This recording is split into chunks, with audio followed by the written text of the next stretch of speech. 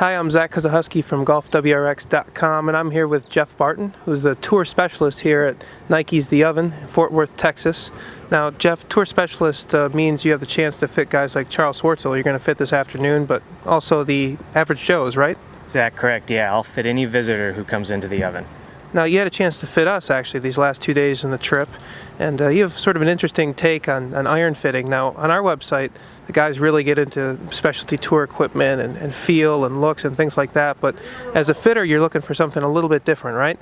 I'm looking to how that golf club performs, how it goes through the dirt, what kind of ball flight I'm seeing, and depending on where we're at in the set, I'm looking at, does that ball flight, is it the launch, is it the spin that's going to help that player play better?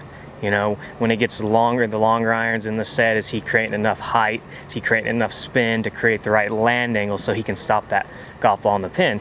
And varying on who the player is, whether it's Charles or maybe you today or Richard, whoever I fit, it's always going to be in a little bit different point in the set. You know, our slower swing speed amateurs, they might not need to transition from an iron into a hybrid somewhere in a 5 or 6 iron, or maybe transfer from a VRS forge into the covert, or from the split cavity in the forge like we did with Richard today. So it just varies. So I never treat anybody different. I'm just looking, how's that golf club working in the ground, what kind of ball flight it's creating, and from there I'm going to kind of dictate which tools we're going to use depending on where we're at in the set.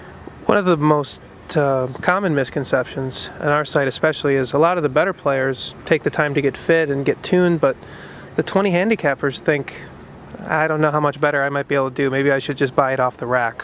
What do you think about that? I think that's the wrong thing for them to do. They especially need to get fit. A lot of times I think 20 handicappers think they're not good enough, that it's not going to matter. But none of us give ourselves enough credit for how good we really can be.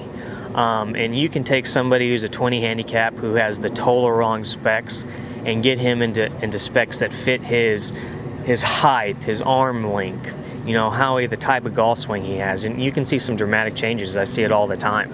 In fact, it's really going to help them enjoy the game a little bit more.